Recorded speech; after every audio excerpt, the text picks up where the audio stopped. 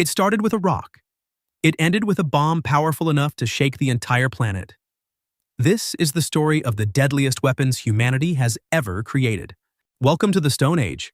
Back when our ancestors' primary interior design choice was damp cave, the options for unaliving your neighbors weren't exactly high-tech. For the vast majority of human history, the pinnacle of military technology was a rock, the original smart tech. Don't let the simplicity fool you. A stone is basically a wireless, battery-free kinetic energy device. One solid thwack with a granite chunk is more than enough to crack a human skull like a breakfast egg. It was the ultimate plug-and-play weapon. You find it on the ground. You aim it at a forehead, and boom, conflict resolved. Then came the Pointy Stick revolution. Eventually, some prehistoric genius got tired of getting too close to people's teeth and had a breakthrough, the spear. The logic behind it was, why use just a rock when you can put a sharpened rock on the end of a long stick? It was the world's first social distancing tool. Then, about 70,000 years ago, we hit a turning point in human pettiness. Picture this. One guy is looking at his rival across a canyon.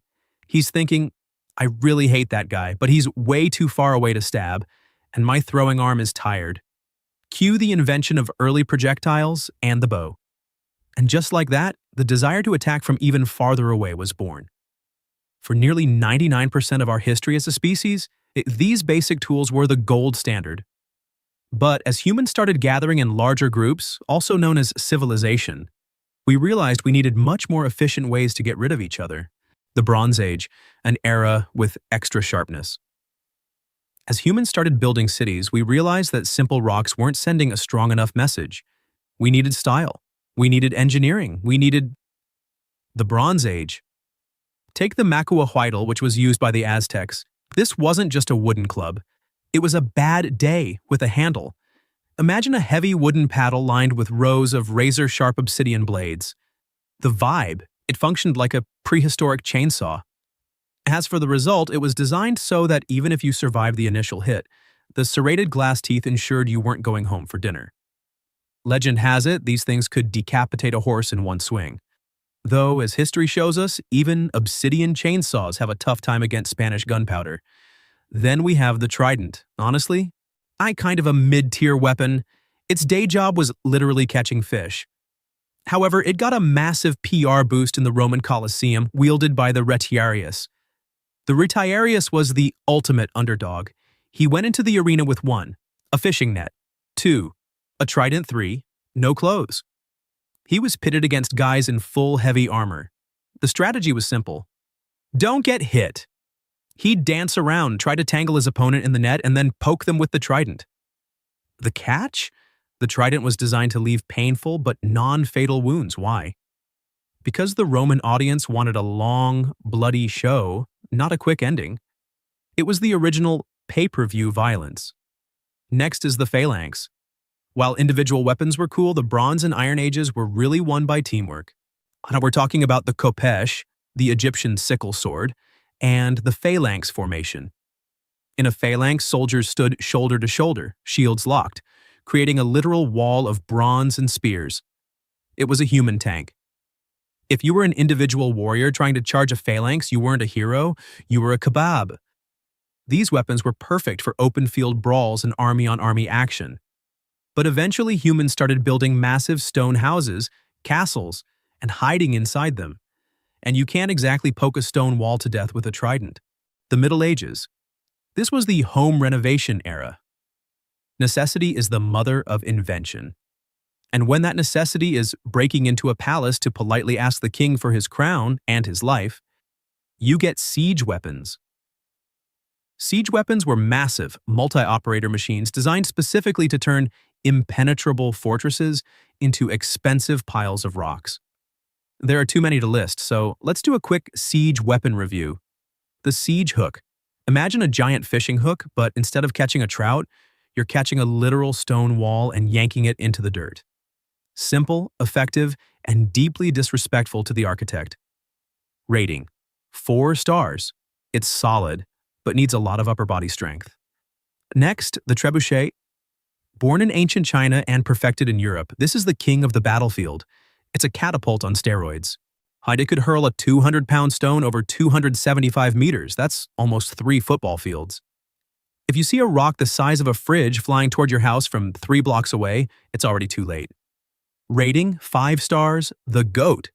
Absolute legendary status.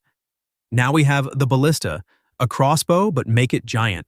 It's basically a sniper rifle for buildings. It fires massive bolts that could impale several people at once or turn a wooden gate into Swiss cheese. Rating, 5 stars. Cool factor is off the charts. Bigger is always better. The battering ram is up next. It's a big log. That's it. A bunch of guys holding a tree and running into a door. Think of the splinters. Think of the dust in your eyes. Imagine the guy at the front dropping it on his toes. This isn't a weapon. It's a workplace safety nightmare. The rating, 1 star. 0 stars if I could. Do better, Middle Ages. While land armies were playing with giant slingshots, the Byzantine Empire was winning the Ocean is on Fire award. Enter Greek fire.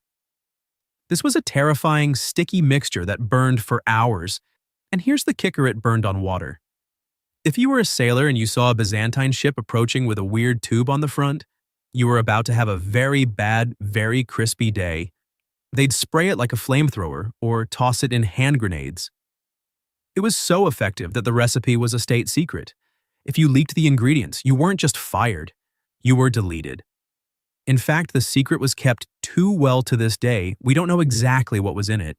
It's basically the medieval version of napalm, and it's the reason the Byzantine Empire lasted as long as it did. The gun, the game changer. We've finally reached the point in history where everything changed. We aren't just talking about a new tool, we're talking about the invention that fundamentally restructured the DNA of human conflict. I'm talking, of course, about the gun. It all started in the year 950 in ancient China.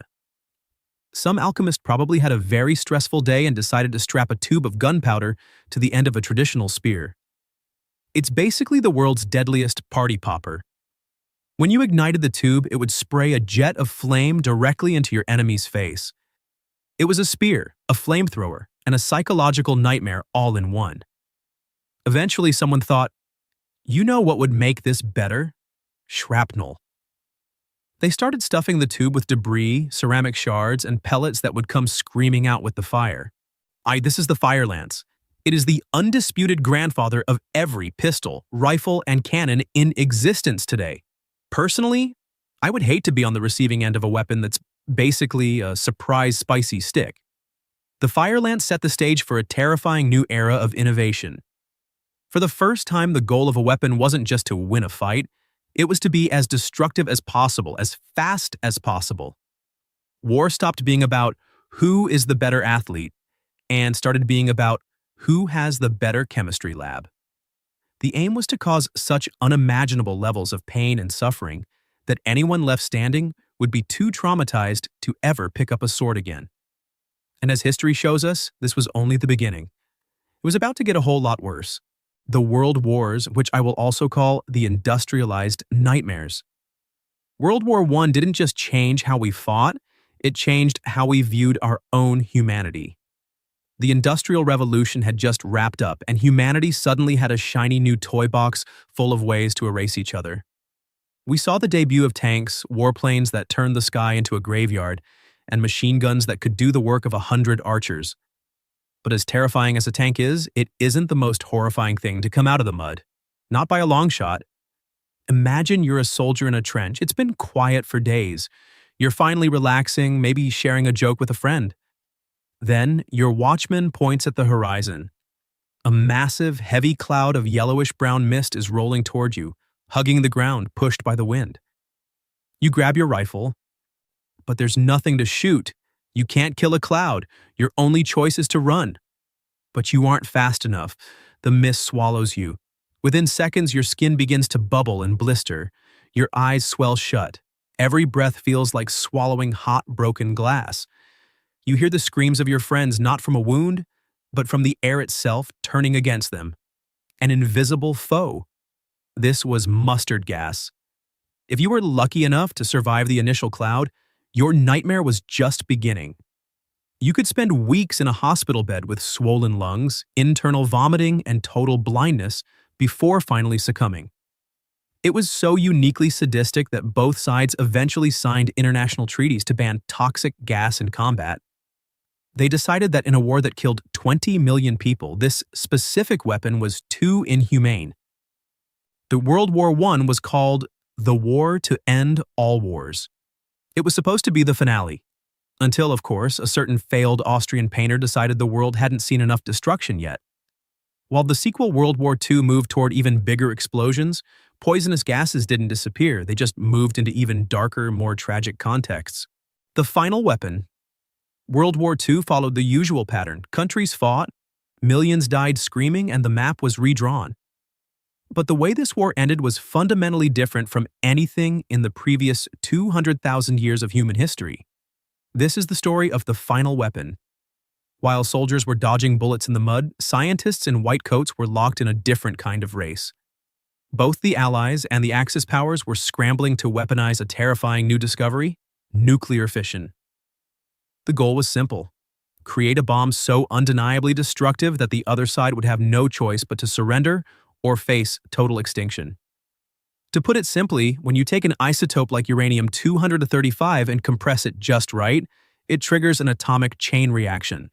And this releases exponential amounts of energy in a fraction of a second. The Americans crossed the finish line first, but not without a cost.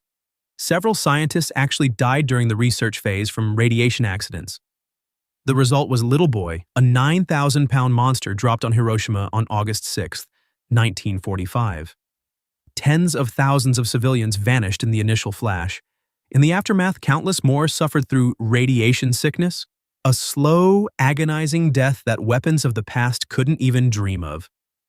World War II ended less than a month later. Because let's be real, no matter how impressive your villain mustache is, you can't fight an enemy that can drop a localized apocalypse on your head from 30,000 feet. But humans being humans, we didn't stop at city destroying. We wanted more. How we moved from fission, splitting atoms, to fusion, smashing them together. Fusion is the exact process that happens in the core of our sun, fueled by gravity and billions of degrees of heat. We figured out how to recreate that stellar furnace on Earth for a fraction of a second. The result? The hydrogen bomb, a weapon so powerful it makes the original atomic bombs look like firecrackers.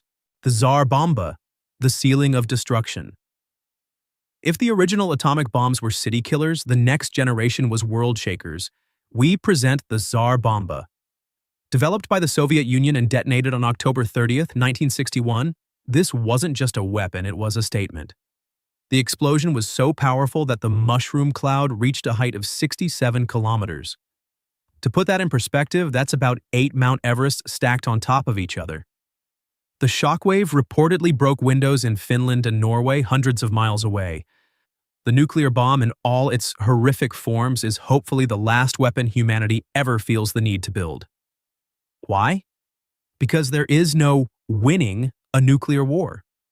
There is no shield, no armor, and no trench deep enough. The only defense we have left is mutually assured destruction, and the terrifying hope that your enemy won't pull the trigger because they know you'll pull yours right back. At this point, innovation has hit a brick wall. We've reached the literal ceiling of destruction. Will there ever be a new chapter? Maybe. With this final nightmare hanging over our heads, it's time for us to finally grow up as a species. Maybe it's time to stop finding creative ways to turn each other into shadows on a sidewalk and start doing something actually productive and meaningful, like hitting that subscribe button. Quick community question. Since my channel is still small enough that I can actually read your comments without my brain melting, tell me, in your opinion, what was the single most innovative jump in technology we covered today? Was it the moment we added fire to the spear, or the moment we learned to split the atom? I'm curious to see which invention you think changed the world the most. Thank you for watching. I'll see you in the next one. Don't forget to like and subscribe.